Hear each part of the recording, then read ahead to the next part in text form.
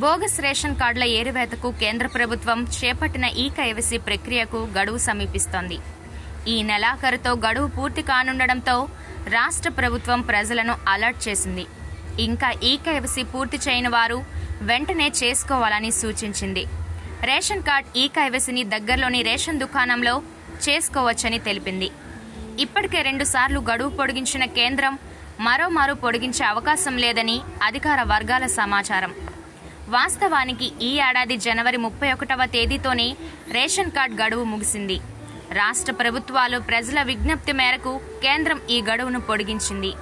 ఈ నెలాఖరు వరకు ఈ-కేవైసీ పూర్తి చేసుకునేందుకు రేషన్ కార్డుదారులకు అవకాశం కల్పించింది. తాజాగా ఈ గడువు కూడా సమీపిస్తోంది. అధికారుల లెక్కల ప్రకారం తెలంగాణలో 75% మంది రేషన్ కార్డుదారులు ఈ-కేవైసీ పూర్తి చేశారు.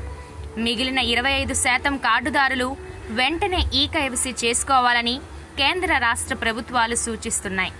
ఈ మేరకు గడువులోగా 100% ఈ-కేవైసీ పూర్తయ్యేలా చూడాలని తెలంగాణ పౌర సరఫరాల శాఖ కమిషనర్ డిఎస్ చౌహాన్ అధికారులకు సూచించారు. అన్ని జిల్లాల కలెక్టర్లు, హైదరాబాద్ చీఫ్ రేషనింగ్ అధికారి ఉత్తర్వులు జారీ చేశారు. ఈ-కేవైసీ చేసుకోవడం ఇలా: రేషన్ కార్డులో పేరున్న కుటుంబ సభ్యులందరూ దగ్గరలోని రేషన్ దుకాణానికి వెళ్లి మీ రేషన్ కార్డు నంబర్ మరియు వేలిముద్రలు ఇవ్వాలి. ఇది మీ రేషన్ కార్డు నంబర్ను ఆధార్తో లింక్ చేస్తుంది. ఈ ప్రక్రియ పూర్తి కాగానే ఈ-కేవైసీ పూర్తయినట్లు రసీదు వస్తుంది. రాష్ట్రంలోని ఏ రేషన్ షాపు వద్ద అయినా ఈ-కేవైసీ చేసుకోవచ్చు. కుటుంబ సభ్యులు అందరూ ఒకేసారి వెళ్లాల్సిన అవసరం లేదని, వీలును బట్టి విడివిడిగా వెళ్లి పూర్తి చేయొచ్చని అధికారులు చెప్పారు.